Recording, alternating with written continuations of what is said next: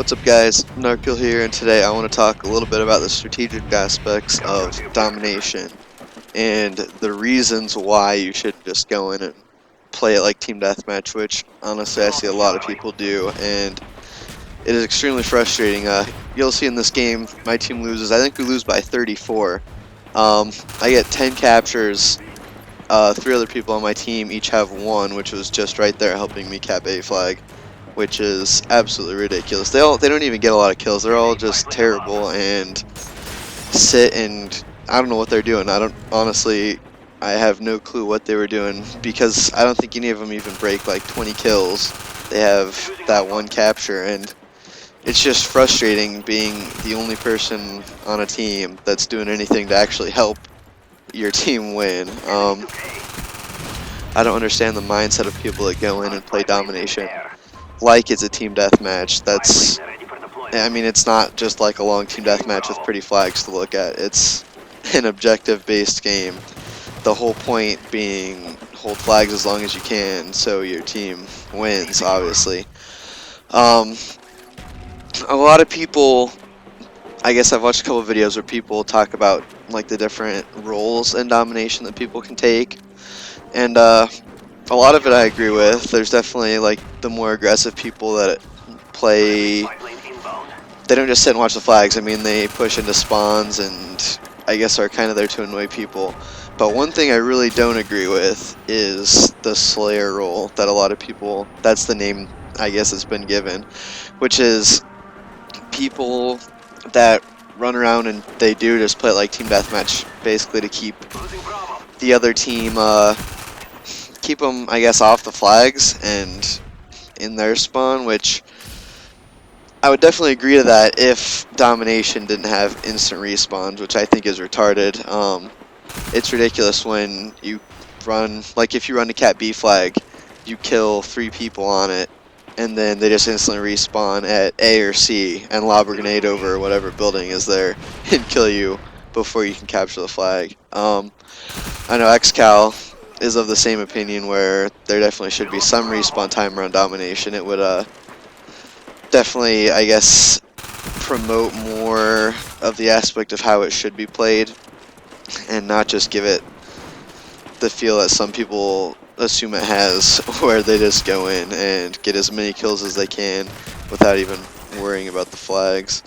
I guess I'll talk a little bit about some of the roles I see, and the roles I think need to be filled successfully in order to have a consistent, like, solid team, domination-wise at least.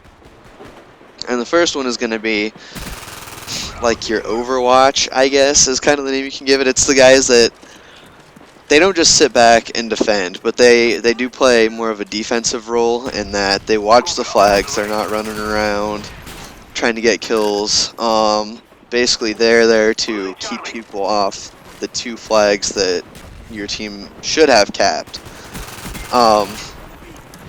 Primarily, I guess, just to frustrate the other team and to keep your points going up, keep the other team with 1 flag, while your more aggressive players, which is the role I have, are in there like pushing for C, trying to keep the pressure off of your home flag, and B if your team has it, if your team owns it.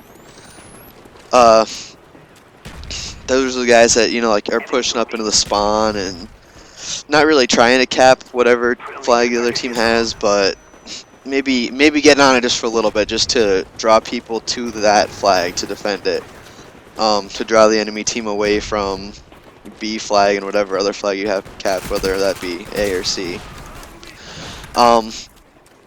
Gang, this is a really long game. I'm not sure if I'm going to be able to fill this whole thing up with commentary, but I will do my best. Those are the 2 main roles that I think should be filled in domination: your aggressive and your defensive players.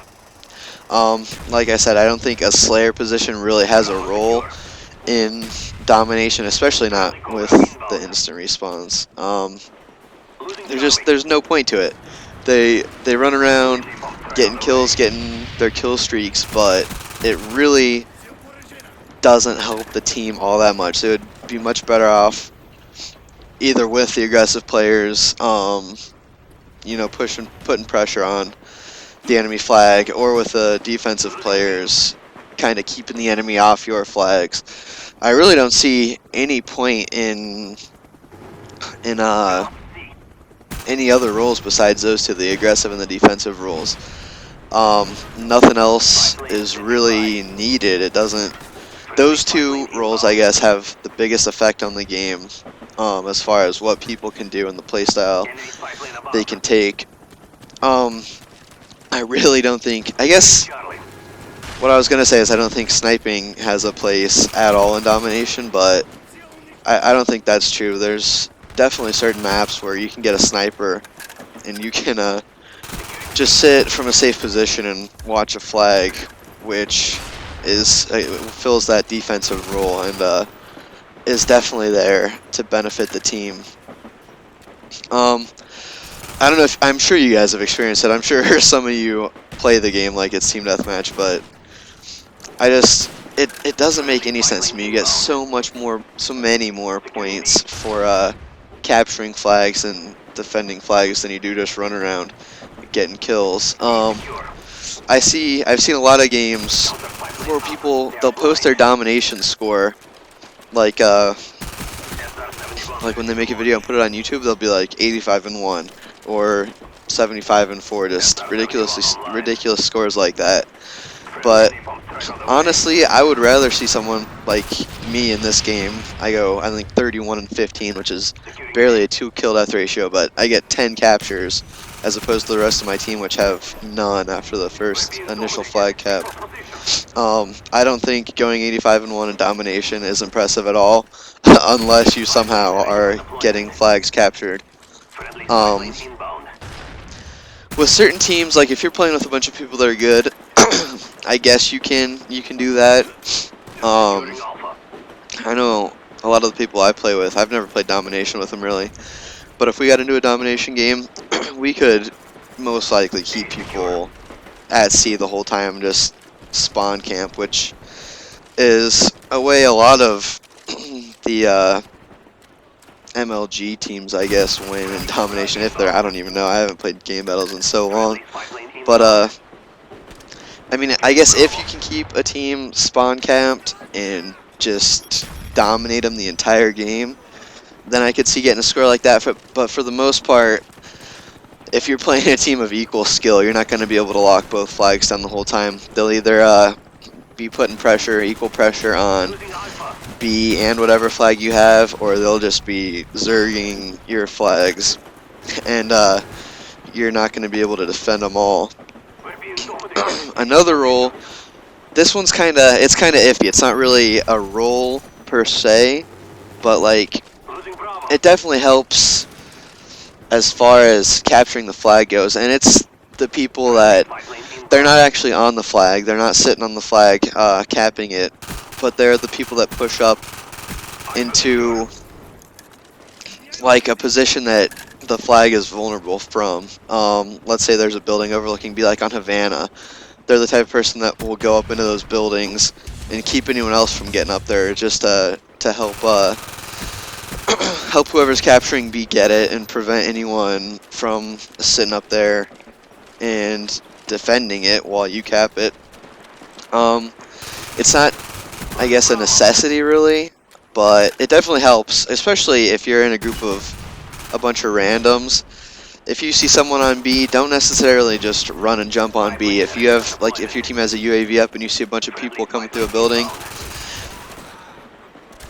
go slow them down and do your best to give your teammate time to capture B.